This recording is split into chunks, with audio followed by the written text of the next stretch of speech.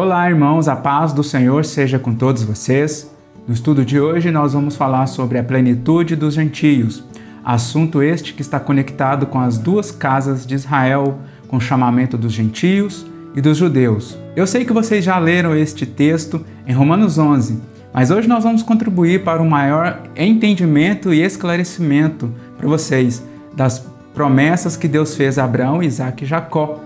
E vocês vão ver que vai nos levar até o Novo Testamento, quando o Senhor Jesus, andando pelo Mar da Galileia, encontrou dois irmãos e fez deles pescadores de homens. Tá bom? Este assunto está totalmente conectado com o Novo Testamento e o chamamento tanto de judeus quanto de gentios. Então eu peço para você permanecer até o final e vamos para o estudo. Antes da gente analisar os textos juntamente, eu só quero contextualizar um pouco sobre o capítulo 11, que também ele faz parte do mesmo contexto do capítulo 9 e 10. Então, como não é o objetivo e é muito complexo esses três capítulos, no qual ele vai falar da eleição, vai falar de endurecimento de coração, e isso tudo para falar dos judeus que não estavam crendo no Messias. Ou seja, no capítulo 11, ele já começa falando da oliveira brava e da boa oliveira. Ele faz um contraste entre essas duas oliveiras.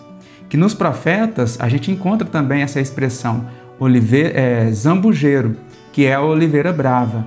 O Senhor ele vai cortar os judeus incrédulos da boa oliveira, eles que são ramos naturais, igual Paulo fala aqui. E vai pegar os gentios e enxertar na boa oliveira. Por quê?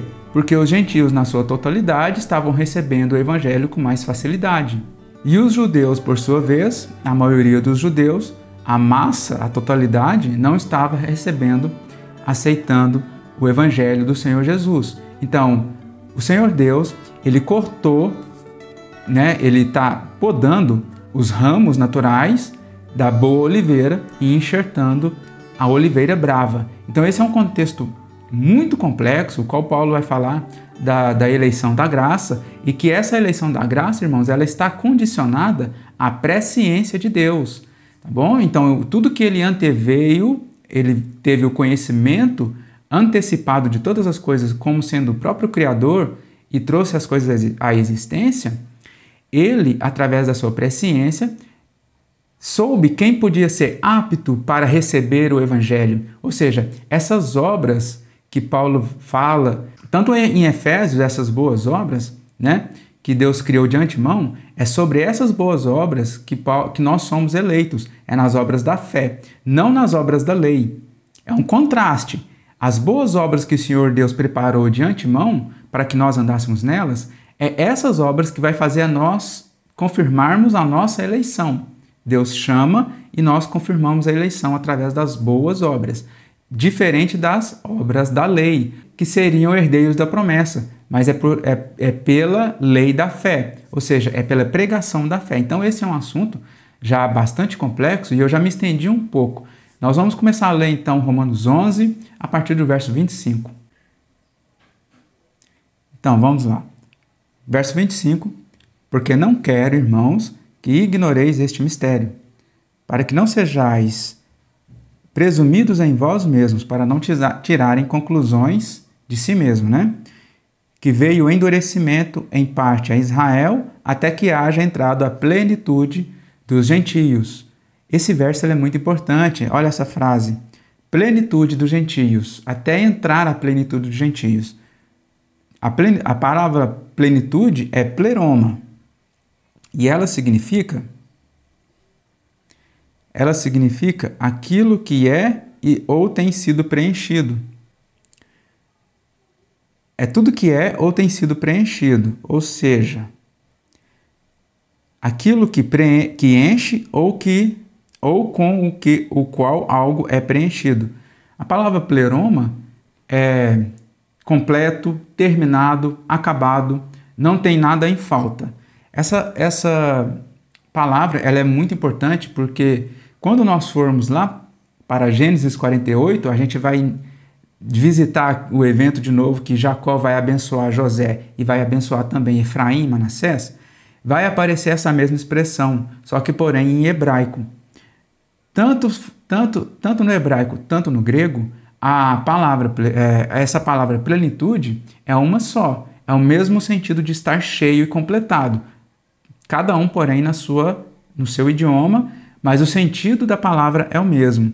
Então, esse endurecimento em parte a Israel está condicionado uma parte até que entre a plenitude dos gentios, ou seja, até que o número dos gentios seja completado, esteja cheio. Aí, aqueles que não receberam o Senhor Jesus com a primeira vinda, os judeus que não receberam na primeira vinda, estes também o Senhor vai derramar espírito de súplicas, de louvor e de súplicas, espírito de ações de graça e espírito de súplica, derramar sobre eles, para eles aceitarem o Senhor na segunda vinda. Então não serão todos destruídos. O Senhor vai derramar sobre eles espírito de graça e de súplica, como diz em Zacarias, capítulo 12, 13, 14.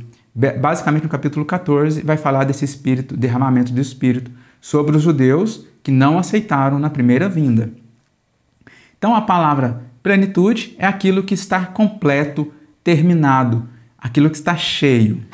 Agora a gente pode ir para Gênesis 48, naquele evento onde os olhos de Jacó, que é Israel, já se tinham escurecidos, e ele vai abençoar, inspirado pelo Espírito Santo, os filhos de José, Efraim e Manassés, ao passo que José vai levar os seus filhos na posição certa para que a mão de Israel, a mão direita de Israel, repousasse sobre Manassés, que é o primogênito. Mas Jacó vai cruzar as mãos, inspirado, por causa do nome Efraim, que significa parar. Por causa do nome Efraim, que vem da raiz parar, que é frutífero, dar frutos. Então, Efraim é duplamente frutífero. E a palavra que dá origem a ela é pará, que é frutífero.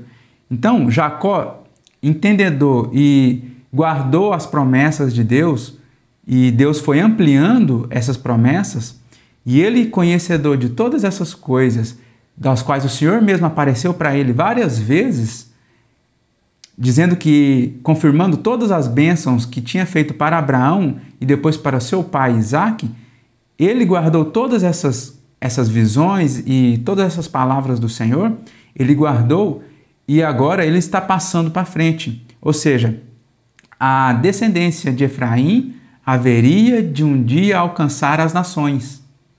Compreende? A descendência de Efraim vai alcançar as nações, porque foi dito em Oséias que o número dos filhos de Israel será como a areia da praia do mar. E eu expliquei para vocês que a areia da praia do mar representa as nações, representa as ilhas das nações. Essa descendência de Jacó iria estar em todos os continentes. Olha que tremendo, começando literalmente por causa dos filhos, né, que foram lançados para as nações, começando primeiramente por descendência literal de sangue, de carne e sangue, mas depois iria tomando um rumo espiritual, ao qual, através das profecias, o Senhor ia chamar os gentios. Nós iríamos adentrar por meio da casa de Israel, das 10 tribos. Por quê? Porque as 10 tribos se misturaram com as nações, pelo fato de não ter como o Senhor retirar, né? Esse não é o objetivo, retirar a linhagem de novo, voltando cada tribo de um jeito para voltar para Deus. No sentido de chamar cada tribo de novo de sangue, né? De descendência de sangue. Não é esse o objetivo da profecia. A profecia é para alcançar os gentios, porque eles mesmos se tornaram gentios. E assim nós entramos pela casa de Israel. E eu vou começar a ler. Aí a gente não precisa ler o capítulo 48 inteiro. Eu vou já resumir, a gente vai começar da parte mais importante. Vamos começar pelo verso 16. vai aparecer duas palavras hebraicas que nós precisamos ficar de olho. O anjo que me tem livrado de todo mal, abençoe estes rapazes. Seja neles chamado o meu nome e o nome de meus pais, Abraão e Isaque. Agora eu sublinhei aqui. Olha para você ver as palavras que eu sublinhei. Cresçam em multidão no meio da terra. Olhando a palavra cresçam, a gente vai começar a entender agora o real sentido do que Jacó está querendo falar para Efraim. Porque ele está com a mão estendida sobre a cabeça de Efraim. Ele está dizendo assim, cresçam em multidão no meio da terra. Que a palavra é dagá. Essa palavra realmente é multiplicar e aumentar. Mas se a gente vir aqui, ó, se a gente vir aqui, ó, dag, essa palavra dag, ela é peixe. Aqui, ó. Tá vendo? A palavra dag é peixe. Peixe, aqui, ó, dag. A tradução correta seria cresçam como peixe no meio da terra. Cresçam como peixe. Aqui está cresçam em multidão no meio da terra. Só que na Almeida Corrigida Fiel, o tradutor ele colocou realmente cresçam como peixe no meio da terra. Então aqui a gente já está começando a entender, já está começando a ter a forma da profecia, da promessa, da descendência de Jacó passando para Efraim, e que essa descendência ela vai se multiplicar como peixe, ela vai se enxamear, se multiplicar, vai ser tão frutífero como os cardumes de peixes. Dagá é crescer, multiplicar, e a palavra dag é peixe. Então, cresçam como peixe no meio da terra.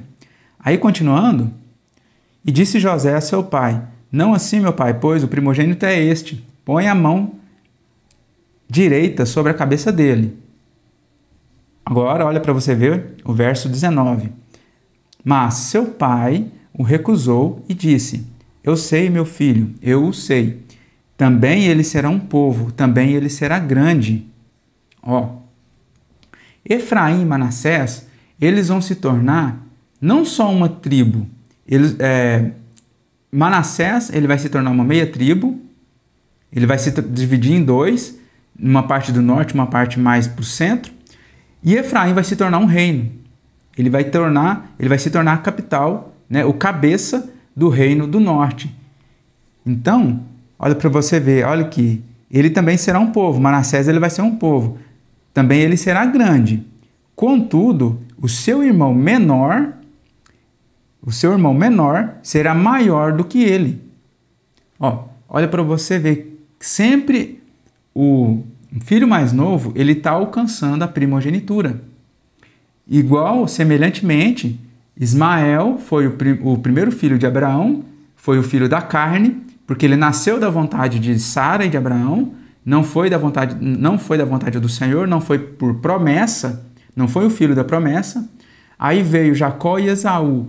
Esaú, ele vendeu o seu direito de primogenitura e Jacó alcançou esse direito, alcançou a primogenitura. Jacó, ele alcançou a primogenitura. E aqui também está acontecendo a mesma coisa. Efraim está alcançando a primogenitura. Sempre o filho menor, ele está alcançando a primogenitura. Isso é tremendo. Isso fala de muitas coisas do primeiro nascimento. Ele fala de receber a porção dobrada. Ele fala das primícias, os primogênitos, né? Fala como sendo as primícias para Deus. Então tem uma série de revelações e profundidade que tem sobre a palavra, né? Sobre os primogênitos. Agora, prestem atenção, essa parte é a mais importante. E a sua descendência será uma multidão de nações. Quando a gente não olha a tradução, não olha o original, só pega a tradução, o sentido ele fica um pouco mais limitado. Por quê? Multidão de nações, beleza. Mas olha para você ver quando eu clico nessa palavra multidão. É a palavra melo. Melo. A palavra melo significa plenitude, irmãos, olha. Plenitude, aquilo que preenche. totalidade. Olha, totalidade, punhado, massa, multidão, plenitude, preenche, conteúdo total, aquilo que preenche. Então, essa mesma palavra aqui, que Jacó está falando para Efraim, lembra que ele está com a mão direita sobre a cabeça de Efraim. Ele está falando assim: a tua descendência vai se multiplicar e vai crescer como peixe no meio da terra, e a tua descendência será a plenitude das nações. Ela será a plenitude, a totalidade das nações, porque a palavra nações aqui é goi. A palavra nações é goi. E essa palavra goi, que significa nação e povo, ela é frequentemente, na maioria dos casos, usado para estrangeiros, para gentios. É a tradução da palavra gentio. Quando a gente vê, tanto no Novo Testamento como no Antigo Testamento, falar gentio, é essa palavra goi aqui. Goi é a palavra gentio. Então, a plenitude, né, que é a totalidade, a parte dos gentios que vai ser entrado, que está falando aqui, que vai ser a descendência de Efraim, que um dia eles estarão nas nações. Olha para você ver. A gente já viu em Isaías e Oséias falando que o número dos filhos de Israel será como a areia da praia e do mar. E um detalhe bastante importante é que Jacó ele está tomando Efraim e Manassés como seus filhos, colocando na mesma descendência de Rúben, Simeão, Levi, Issacar, Judá. Vocês percebem que para essa profecia se cumprir, Jacó tem que tomar esses filhos para si. Compreende? Que tremendo! Para essa profecia ela se concretizar, a descendência dele, de Efraim, tem que ser contada na descendência de Jacó. Então isso aqui aconteceu. Então a palavra goi é nações, nações estrangeiras, gentílicas. E a palavra plenitude aqui, melo, é a palavra que Paulo usou, né? Porque Paulo é um conhecedor, e depois que ele recebeu o Espírito Santo, quando ele conheceu o Senhor Jesus, aí sim, essas revelações lhe foram todas abertas, porque ele começava a comparar textos espirituais com textos espirituais. E eu falei para vocês que quando o Senhor Jesus estava caminhando pelas praias do Mar da Galileia, ele encontrou os irmãos André e Pedro, Tiago e João, e que eles eram pescadores. Eu disse para vocês que esse contexto ele está relacionado com o chamamento dos gentios. Não só também dos gentios, mas dos judeus. Então, e eu disse que este assunto ele está conectado à plenitude dos gentios com as duas casas de Israel. E neste contexto, ao qual o Senhor Jesus vai encontrar estes pescadores, ele vai fazer uma pesca maravilhosa. Ele vai fazer um grande sinal, um grande prodígio de conseguir pescar através do seu poder, conseguir pescar uma multidão de peixe inumerável, que vai chegar ao ponto de estar rompendo as redes. Em vista dessa pesca que é relatada em Lucas, no capítulo 5, essa pesca maravilhosa ela é relatada em Lucas. Primeiramente, este milagre que o Senhor fez seria a primeira porta de entrada para eles crerem. Em vista desse sinal, eles começaram a falar que era o Filho de Deus, é o Cristo. E eles começaram a acreditar, a ter fé. Ficou registrado para a gente depois conectar essas coisas e entender por que o Senhor Jesus ele fez esse sinal, esse prodígio. Primeiramente, não foi só para aquele tempo. Essa palavra ficou registrada para nós entendermos por que o Senhor quis mostrar através daqueles peixes que eles seriam pescadores de homens. Então, o que vai acontecer? Essa descendência estaria nas nações e estes homens, a começar pelos apóstolos, haveriam de pescar, de chamar agora as tribos de Israel perdidas. A casa de Judá está no lugar geográfico mesmo de Israel, na terra de Israel, como também eles foram dispersos várias vezes. Mas não só isso, mas também haveriam de chamar os gentios. Todos eles entrando por Israel, pelas 12 tribos. Isso que é o tremendo. Então, Mateus 4, 18 ao 22, vai dizer assim, verso 18. Caminhando junto ao mar da Galileia, viu 2 irmãos, Simão, chamado Pedro, e André, que lançavam as redes no mar, porque eram pescadores. E disse-lhes: Vinde após mim, e eu vos farei pescadores de homens. Então eles deixaram imediatamente as redes e o seguiram. Passando adiante, viu outros 2 irmãos, Tiago, filho de Zebedeu, e João, seu irmão, que estavam no barco em companhia de seu pai, consertando as redes, e chamou-os. Então, por este relato, a gente vê que o Senhor Jesus ele queria mostrar, sim, de fato, o cumprimento dessa promessa que Deus fez.